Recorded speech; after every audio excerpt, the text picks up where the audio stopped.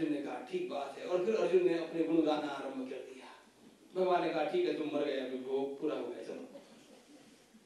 अब सोचो, किसी एक मेरी प्रतिज्ञा के कारण उन्हीं शब्दों के साथ चिपक करके यदि मैं ऐसे कुछ करके बैठता हूं तो जीवन की कितनी बड़ी गलती है।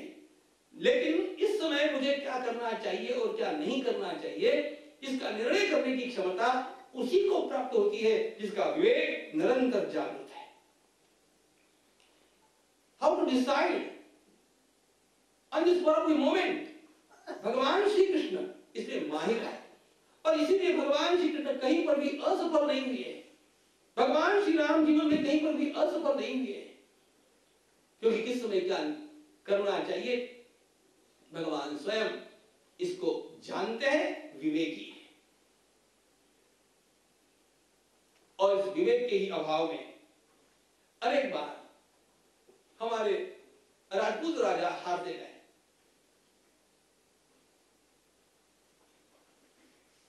राजपूतों का त्याग बहुत बड़ा है, इसमें कोई आशंका नहीं। लेकिन जब ये उन्होंने देखा कि सारे के सारे राजपूत बड़े गोभक्त हैं, तो उन्होंने एक युक्ति कर दी। अपनी सेना के सामने गौओं को बहुत बड़ी संख्या में रख करके वो लोग चलते। अब राजपूत बेचारे विचार करते कि हम यदि शस्त्र से प्रहार करेंगे तो पहले गौएं मरेगी, गाय को तो मारना नहीं। अब गाय को मारना नहीं, इस भय के कारण वे शस्त्रों का उपयोग नहीं करते हैं, और उनको मारने के लिए यवन उनके ऊपर आक्रमण करते हैं। राजपूत हारते गए, कटते गए। उनके भीतर धर्म की एक भावना जमी हुई थी, गाय को नहीं मारना, चाहे मैं मर जाऊं। परिणाम क्या हुआ? गोहत्यारों का देश में, इस देश में गोहत्यारों का राज हो गया।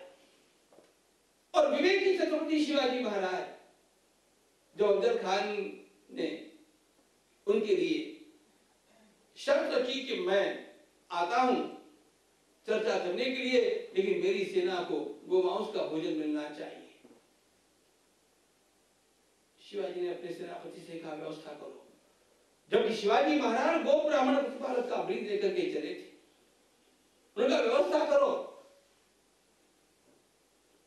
और अफजल खान सहित 20,000 की सेना को छत्रपति ने समाप्त कर दिया। उनको बहुत खिलाया पिलाया, युद्ध कर नहीं पाएंगे स्थिति में ला छोड़ा, और अपनी सेना को उसके बाद में छोड़ा। विवेक, how to win, you must take the proper decision at the proper moment.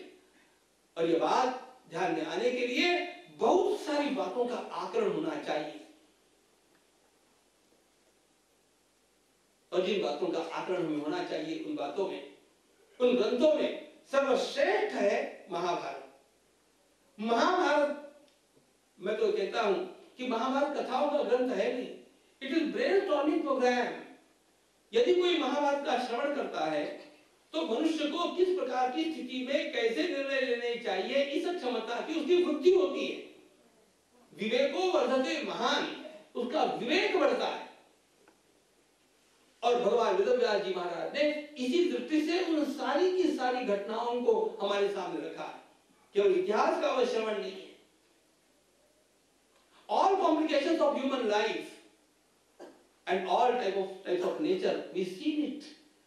और इसलिए मेरे सामने आने वाले व्यक्ति का स्वयं का ढांचा कैसा है, उसका व्यवहार कैसा रहेगा, उसको सोच करके मुझे अपना निर्णय क्या लेना चाहिए, इसको तुरंत समझने के लिए महाभारत के द्वारा यदि प्रशिक्षण अपनी बुद्धि को मिला होगा तो विवेक अपने आप जागरूक हो जाता है। और इसीलिए महाभारत का चिंतन करने वाला कभी पराभूत नहीं होगा, यह महाभारत का सिद्धांत है, क्योंकि उसका निर्णय गलत नहीं होगा। और जीवन में जिसका निर्णय गलत नहीं होता और देरी से नहीं लिया जाता, उसकी तो सफलता ही सफलता है। भगवान कहते हैं मनुष्य के जीवन में बल भी होना चाहिए, उसके साथ साथ योग्य समय में योग्य निर्णय लेने की यह क्षमता, विवेक, उसमें जागरूक होना चाहिए। बल विवेक दम परहित घोरे। फिर भगवान कहते हैं इस विवेक को नित्य जागरूक रखना होगा, तो मुझे मेरे जीवन में संयम का पालन करने की आवश्यकता है। संसार में आपको चाहे व्यवसाय में विजय प्राप्त करनी है, चाहे सेना में विजय प्राप्त करनी है, चाहे चुनाव में विजय प्राप्त करनी है, चाहे अपने आध्यात्मिक उन्नति में आगे बढ़ना है, इन सब स्थानों में संयम एक अनिवार्य बात है। जिसके जीवन में संयम का पालन नहीं, जो स्वयं अपने इंद्रियों का नियमन नहीं कर सकता, वह किसी भी क्षेत्र में अंततोगत्वा विजयी नहीं हो सकता। आर्य चाणक्य का एक सूत्र जीवन भर याद रखिएगा, सर्वमि शास्त्रम इंद्रिय निग्रह। आर्य चाणक्य ने कहा सारे शास्त्रों का अंतिम निष्कर्ष इतना ही है कि अपनी इंद्रियों का संयम करो। सर्वमि शास्त्रम इंद्रिय जया, एक वाक्य में चाणक्य ने सारे ग्रंथ बतला दिए। पूरी भगवत गीता में आप जो कुछ पढ़ेंगे वो एक वाक्य में आ गया। अब इंद्रिय जय कैसे किया जाए इसके डिटेलिंग में यहां जाने की आवश्यकता नहीं, लेकिन उसी के लिए भगवत गीता है, उसी के लिए श्रीमद् भागवत है, उसी के लिए सब कुछ है।